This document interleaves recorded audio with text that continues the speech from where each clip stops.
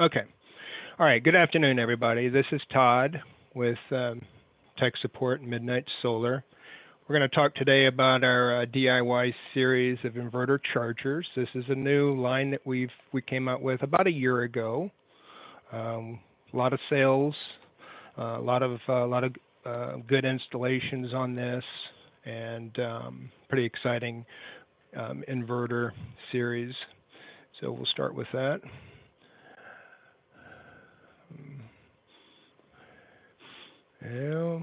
No, this is not. Hold on. Is this locked up? Great.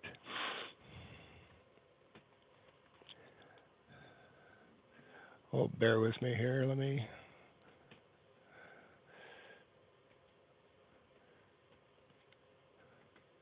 I have no control over this PowerPoint slide. There we go.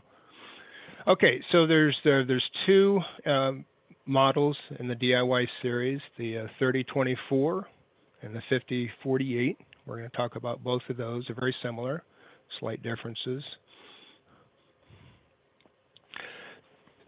So one of the things about this inverter that I find to be attractive is the price point versus the features that you get. I live off grid in southern Missouri. I run a Magnum 4024, and backing redundancy is very important to me. So I use this inverter in second place to that in case it fails. For the price point, I get a full MPBT input. I get an inverter, I get a charger, I get full programmable unit for about $500–600. I think it's an excellent unit in that regard. So that's very important to me. But better than replace or having a $2,000 inverter on the shelf. I find this to be quite advantageous. So the 3024 is a 24 volt, 3,000 watt inverter, making 120 volts on the output. As of right now, this is only available in 120.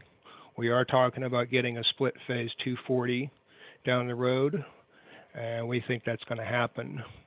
The 3024 has a max charging current of 100 amps, and you can see it split between AC or DC, so from the PV or from the grid or the generator. And as far as the MPBT, the 3024 can output about 1,400 watts. You could actually have more PV connected to it. It's just not going to fully utilize it. You could use that on a cloudy day, but it's about 1,400 watts. One thing to be mindful of on the 3024 is your input VOC. You really need to keep that below 95, or the inverter will just sit there and wait. It'll give you an error. It won't process it. So that's about 2 panels in series for the 3024. Now the 5048 is 5,000 watt, 48 volt, and again it's still 120 volts on the output. You can see it'll charge up to 120 amps, AC and DC again, and you can program that. You can select exactly how much you want it to charge for AC or DC. And this, the 5048, can accept up to 500 volts in, but its MPBT range is 450. So again, your panel, X number of panels in series, be mindful of that. And it can handle 5,000 watts on the output. So that's a lot of charging for this unit. Again, back to the price and the features, what this unit is giving you. There's great value there. So again, on the features, that's what we'll talk about right now. This has a built-in MPBT all-in-one. There's no need for a separate charge controller.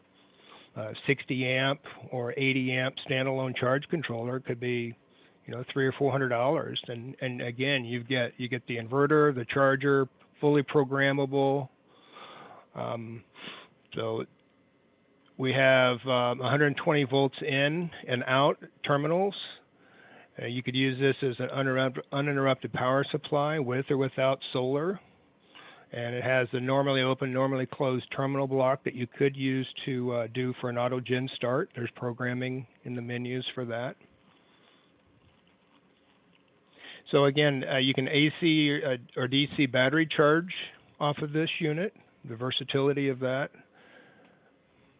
You could even charge or have AC out without batteries. You can actually disconnect this from the batteries, and it will produce AC out as long as there's PV. So it goes right from PV to AC. Okay, so this unit is fully programmable. There's a lot of set points actually. It's quite detailed. You have low battery shutoff, the output source. You could have it running off of the solar panels primarily. If you wanted to, you can run it off the inverter. You could have it running off the mains, off of like a ACN or the GenEN, and you can select how you're wanting this to output. Battery type, you can do preloaded set points. You can go in and put your own specific battery specs in there. The charging current, you can be very precise. You could have AC or DC, the combination up to what your battery bank can handle. Again, the low battery shutoff, it'll just shut it off, or it'll switch it to the AC or to the mains. Power save mode and alarms. And this is just a short list of a lot of the programming that this unit has. Like if you compare it, for example, like to an AIMS inverter, you can't program the low battery shutoff, and it'll take it down, 11 volts in a 12-volt system. So with this inverter charger, you have all of these. It's very programmable, and I think there's a great deal of value in that. In addition to everything else we spoke about. Okay, so Paul, this is the presentation. Question. Yeah, go ahead. When you're using this in a hybrid installation, does it have a transfer switch? How is it configured in regards to the AC, common, and earth ground?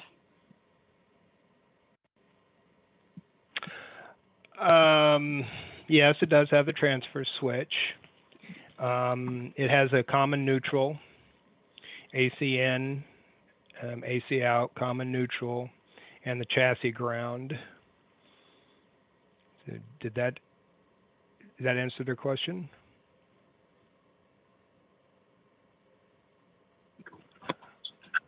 Sue, did that answer their question? Are those kept isolated? Yes. Yeah. So, yes, it does not bond to neutral, is what they're looking for, I think. That is correct. Yeah, that is correct. Yeah, you have to make that bond. Okay, so this is the screen. There's a lot of information on the front panel of this inverter. We have data points.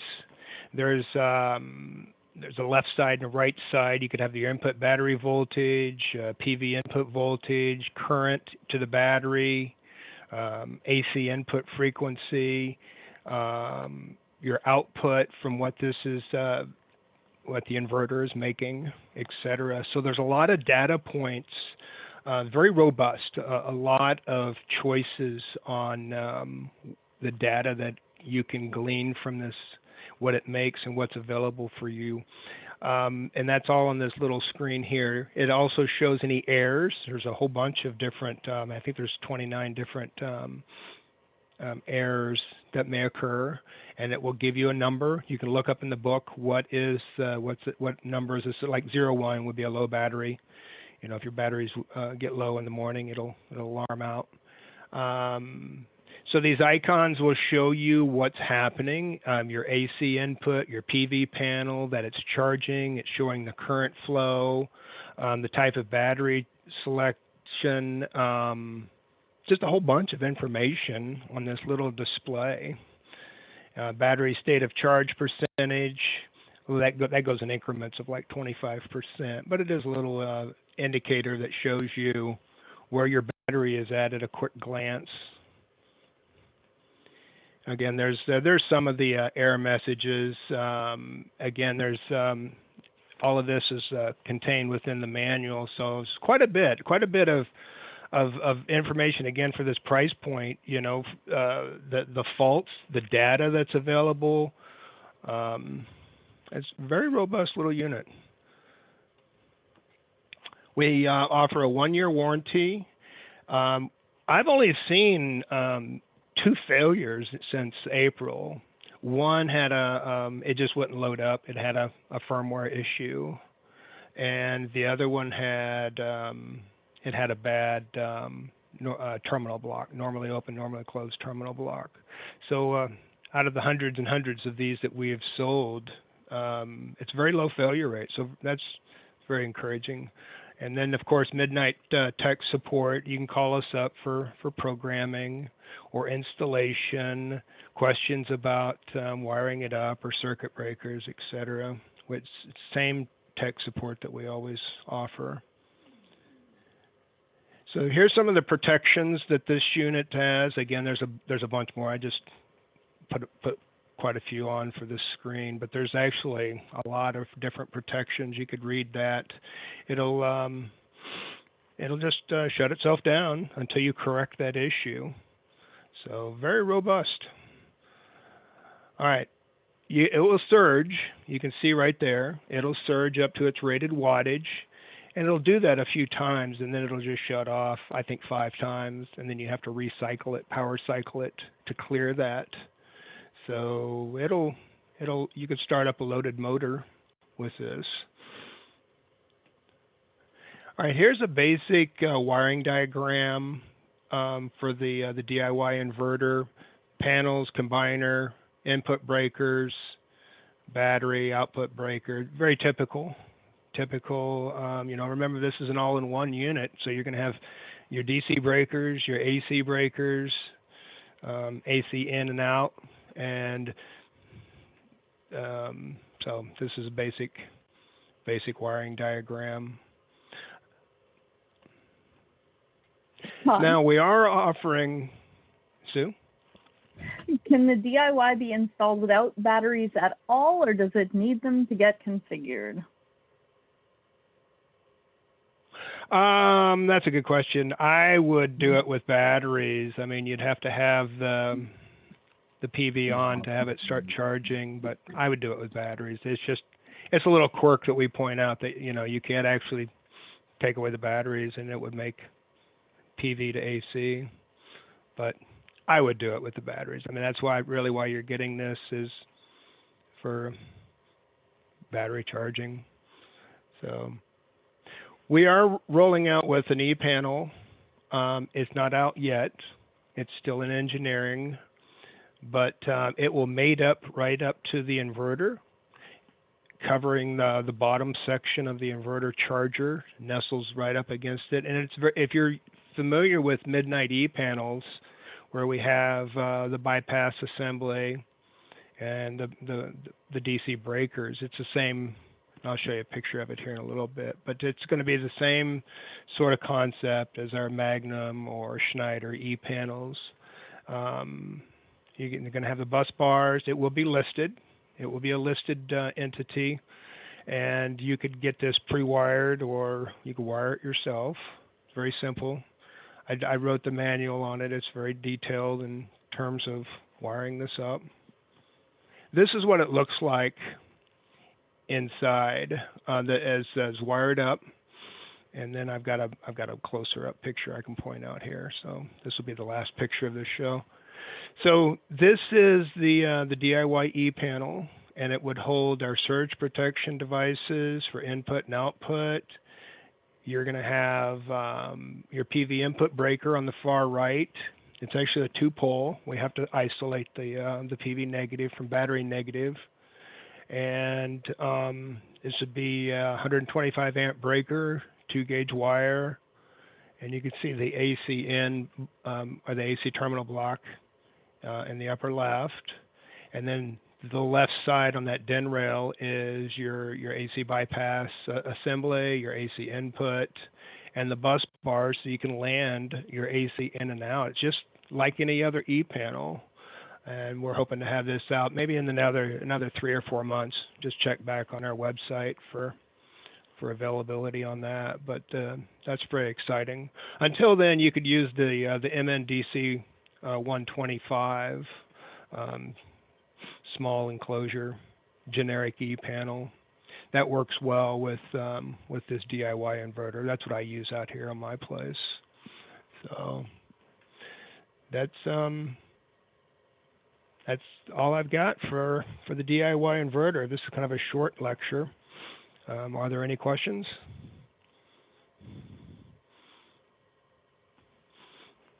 Sue, you got any questions for me? Yeah, I have what is the max VDC for the internal charge controller, which of course is going to vary between the 2 units. The max, what was it again? The max what, VOC? VDC. So what's the max input voltage on the charge controllers? Well, it's operational is what I would focus on. It would be 95 volts for the 3024 and 450 volts for the 5,000 watt unit. You don't want to go higher than that, with cold weather. So even though like 450, I would back it off for, so you got to leave some cold weather headroom in there for wherever your location is. Maybe 1.25 or so, less than that is what I would do. I wouldn't take it all the way up to the limits, but that's Are there charging profiles pre-programmed for the various lithium chemistries? Yes, and there's like 3 or 4 different 1, 2, 3, 4, 5. There's 5 of them, or user defined. If I were you, based upon the programming that I've done, I would actually do user defined. I wouldn't select a pre-programmed, because chances are it's not going to be right at the charging voltage that your battery manufacturer wants.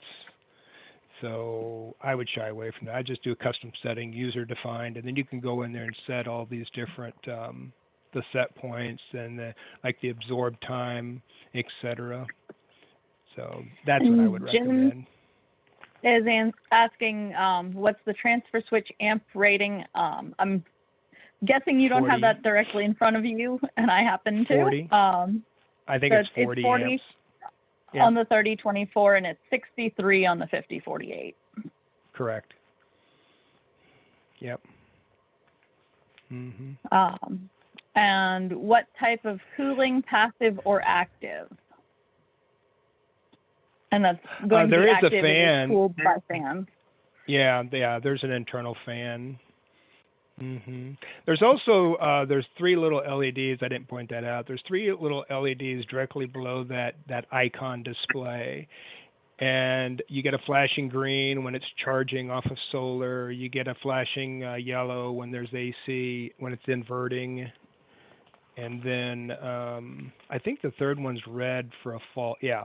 So it's got a red light on there for fault, and then again you could look on the display and it'll give you a numeric association to whatever that fault is. So a red LED and then a number up there, and then you could look in the manual and find out what is actually going on with this. So a lot of information. I can't stress that enough. For the price point of this unit, what you're getting in terms of the versatility to do AC/DC charging, the data points that are available, and the programmable nature of this, I think it's well worth the money. Kind of back to what I was saying a while ago about, keeping a spare $2,000 Magnum on the shelf. Who wants to do that? Or a $500 power board in case my Magnum fails. Well, I've got this full unit there that offers all of these features that I was pointing out, and it's in second place. Or you could use this as a primary. We sell a lot of these as primaries installed in RVs, and it's a small footprint. Everything is all in one. You don't have to have a separate charge controller to the side of the inverter. So the small footprint is outstanding, whether this is primary or secondary. There's a lot of lot of features and benefits to this particular unit. It is branded. It does come from China. As you know, this is the only MidNite product that we've had, but it's really a good unit. I can't stress that enough. I'm very pleased with mine. Again, having it in second place, I live off grid, and peace of mind at this price point, I think it's outstanding. So I have the question, are they stackable, and can they be paired to put out split phase? No, and no. When we first got these, we were talking about possibly having them stackable, and the concept then was 2 of these together with programming would make 240. What we're seeing or hearing now is it looks like it's going to be a single inverter unit that makes split phase. So that's what we're hoping for. We don't have it yet. So as of right now, it's still 120 volts AC in and out. We are leaning towards that. We're waiting for that to happen, and that should happen. So definitely that's coming down the road. We're looking at an 11 kW dual MPBT split phase coming out later this year. There you go. Yeah. So that would be a monster. Good. All right. Anything else, Sue? Yeah, we actually have quite a few. I responded to a couple of these in, we've got both the chat and the question and answer going, which is causing us a little bit of grief, I think, because we're getting dual questions in some places. About the data being available elsewhere besides the display, like a remote display, Bluetooth, or cloud. I did answer that one on the chat. Okay. At this time, it is not, but we are working on something similar to my MidNite that's a comm box for this unit. So that will allow you guys to do a little bit more with it as far as remote display stuff. And our install and programming manuals available online. Yes. Yeah. We actually have some supporting documents. We call this the DIY. There's a manual I wrote called the DIY manual. It's, I don't know, 60, 70 pages. It's got a lot of good information, and we park it on our website under this DIY series stuff, and we kind of group it all together. We also have some supplemental DIY documents there that pertain, information that's outside of the actual manual. So you can get the inverter charger manual, the DIY manual, which is just basically Solar 101, everything. Load analysis, designing your system, selecting circuit breakers, programming just everything. It's PV 101, and it's a great resource. And again, it kind of ties together with the DIY concept of helping our customers do it themselves. So that's a great resource, that DIY manual. So yeah, we have got all that stuff on the website for download. Would you use a 600 VDC SPD to protect the DC input in the event of a 500 volt DC input? Yeah. So basically on the 5,000 watt inverter. Yeah, on the 5,000 watt. Yeah, that's why that picture shows, this picture that's still up there, showing that 600 volt, because it's the 5,000 watt. Yeah. Otherwise, use the 300 DC, your normal 300 DC for the 3024. So, I mean, you could use the 600, but I'd use the 300 DC for the 3024 if I were doing that. And of course, the 300 AC on the output. Yeah, go ahead. Can we use a 240 transformer? And the answer is yes. Ryan and I actually have run our whole house, including our well pump, off of the former version of the 48 volt, which was the 3548, and worked very, very well using the transformer. So you definitely can do that. Cool.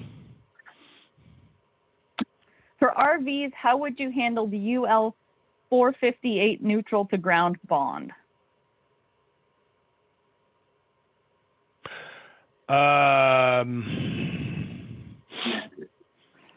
Well, that's a good question. It depends upon if you're gonna wire this on off of the shore power, you know, and then let it flow through to the AC that's wired up inside. You'd have to make sure. Yeah, that's a good one. I mean, you'd have to focus on that and then see if the generator as well. I mean, an external relay for that. Yeah. That's a tough one. I mean, there's no right or wrong answer on that. It depends. It depends upon what you're doing. If you're going to be traveling around and plugging into shore power, or if it's permanently installed, you know, like mine is, I've got it set up where, you know, I'm presenting the neutral to ground where I'm wanting it to be. So it depends. I mean, you know, I've disconnected neutral to ground inside my Jenny so it doesn't flow through it. So the answer is it depends. Can it be done? Yeah, but that's. You can call me up. We can have a conversation on that on the side.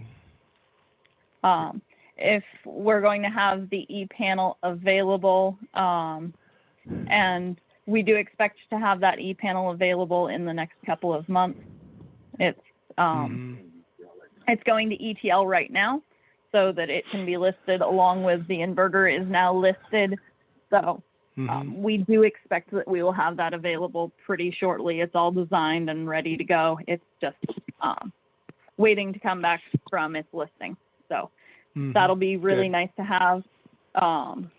Before then, which EPanel would we say is best? Probably our MMDC. Yeah. Would be the most compatible with it. So here's a couple things on that. I installed the MNDC 125. You can mount it directly below the inverter. A negative thing about this inverter is that it doesn't have any knockouts at the bottom for conduit, and so your wiring coming out of the bottom of this inverter charger will be exposed. Now, with the EPanel that Sue just mentioned, that will mate up against it, and it'll all be enclosed, and it'll look really nice. But until then, if you were to use the MNDC 125, you could mount it directly below, and you'd have about a 3-inch gap. And it's the best that we have right now. So you will see that wire flow as it leaves the bottom of the inverter and then goes into the top of that small EPanel, the MNDC 125. It's not ideal, but it is an enclosure to hold AC/DC breakers, surge protection if you wanted to, bus bars to bring in your generator, your AC in and out, etc. So there is, functionality with that. However, you will have those exposed wires until the real EPanel comes out, unfortunately. I just wanted to point that out so you guys go out there and buy it and you get it installed and wasn't misleading at all. It's an interim sort of stopgap measure. And if you needed a transfer switch in there, you could use the STS LT. Would be another good option that we do offer. So a little bit more featured EPanel. Yeah, it's bigger. More real estate if you did need to put more breakers inside there. I also have the question, does MidNite have any plans to offer an extended warranty option on these? And because of the price point, we do not. That's one of the things that's allowing us to offer this at the price point that it is the fact that the warranty doesn't extend as long as many of our products. And that is a large cost to the manufacturer that's built into a lot of these products that people don't always take into account, is we are there to service and support the product. So with this one, I don't see an extended warranty being offered. Is there any idle sound when the fan isn't running? In a tight RV layout, Sprinter van, for example, would there be noise? And the answer is no. When the fan's not running, this is virtually a silent unit. I agree. Just a little bit of noise from when it's making AC, but very, very little noise.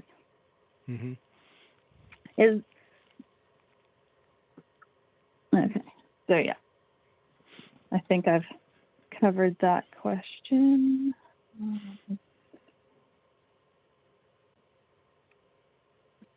What is the max PV size for the 5,000? Well, it would be right at 5,000, but I mean, you could even up it.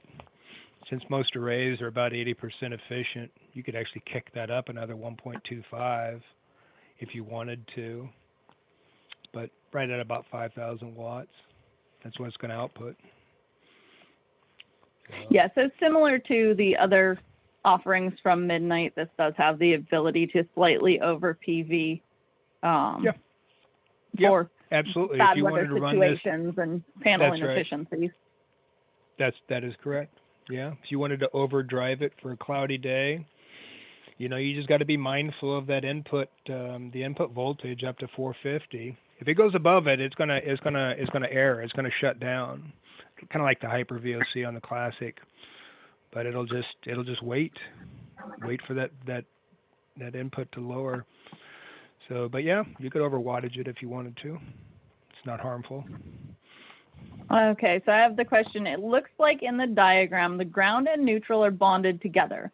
I thought that the neutral should pass through and have the main building panel provide that bonding. And that is correct. Well, yeah. There's no internal bond in this inverter. No, there's not. So this panel, as you're seeing this picture, would be like that EPanel is in fact the service panel, and your bond is there. So it depends upon how you wanted to wire it up. You don't have to have it in there. So.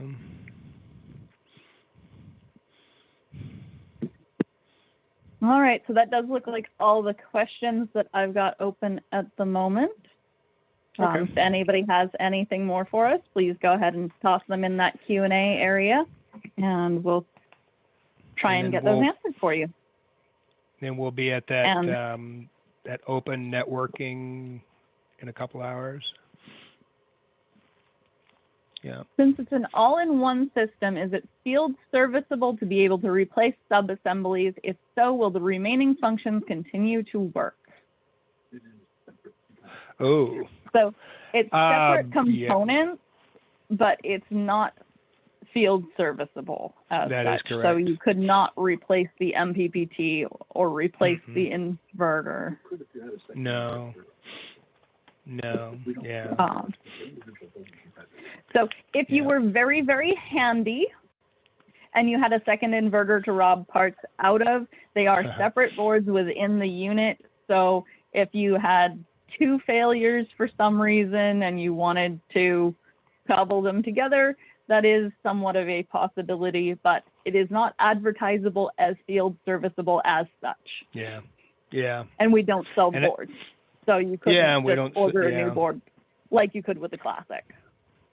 Yeah. And what we're doing right now, because the low failure rate, we're actually swapping them out. We're not even bringing them back for repair like we would normally do, like on a Classic. We've replaced those inverters, so less downtime, and that may change over time, but as of right now, we're just swapping them out if there's an issue. But like I said, I've seen three. One was, I think the guy's AC, his generator had dirty AC and it wasn't qualifying, so technically I've had 3 failures, but I don't count that one. So really 2 failures on this. So it's good track record so far. Very pleased with it. All right. That's pretty much it, Sue? Peak power appears to be 10,000 VA. How long can it surge at this? And are there any longer or lower surge limits? Ask me that again, please. Peak power, so surge power is 10,000 volts, VA. How long can it surge at that? And are there any longer or lower surge limits? So they want to know how long it can run at peak power. Right there. Of course, the longer the surge, or the lower the surge, the longer it can maintain it. Yeah. typical of any of these inverters. There's the actual stats for you up on the screen. Thank you, Todd. Yeah. Mm-hmm. Yep.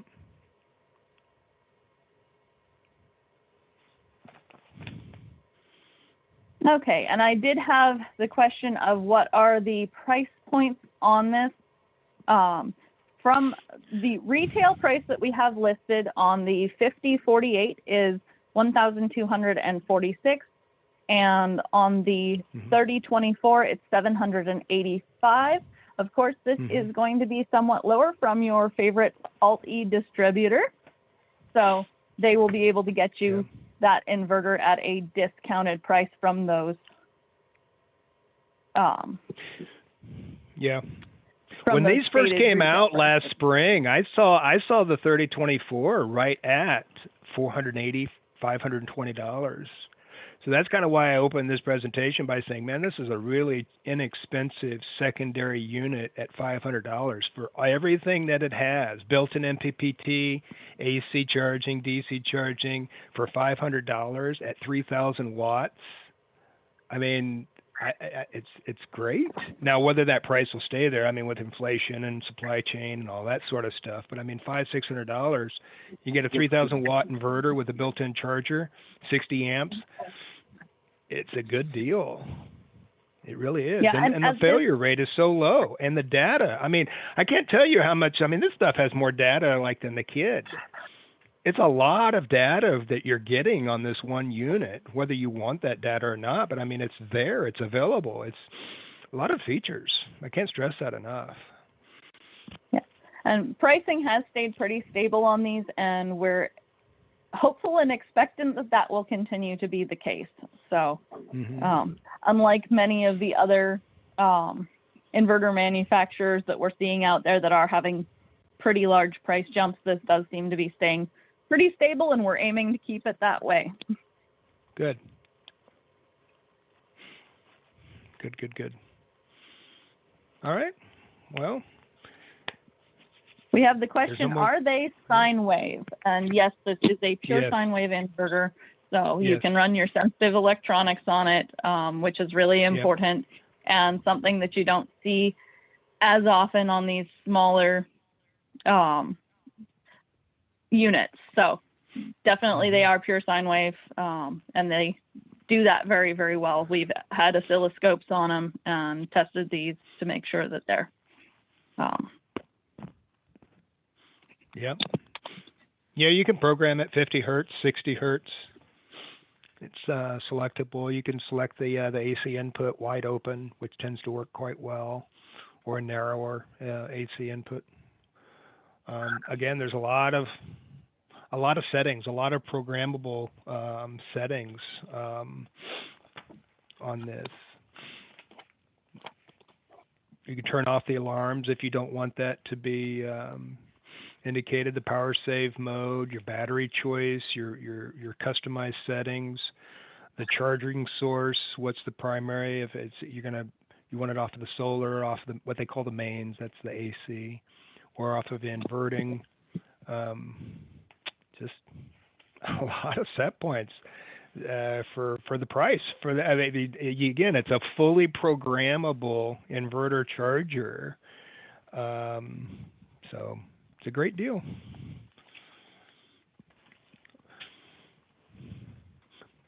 All right. Well, if there's no more questions, if you guys do have any questions, just email me, Todd at MidNite Solar, or give me a call, or join us for the open network session in a couple hours. Other than that, Sean, I'll kick it back over to you. It looks like we Todd, do have a couple other ones trickling in. Is there a search type mode and power? I'm sorry, say that again, Sue? Is there a search type mode question, power question? I'm not quite sure what he's asking, but maybe it's 50 watts. 50 watts power save. It'll search for that for a 50 watt or greater load.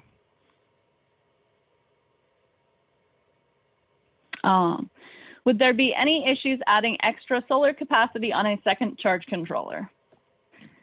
And no, you can use this as a second charge controller with no problem if you wanted to add extra outside of the included unit. You mean like having multiple of these on the same battery bank?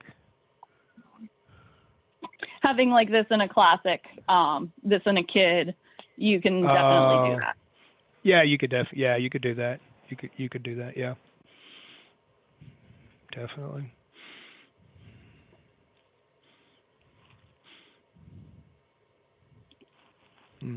Anything else?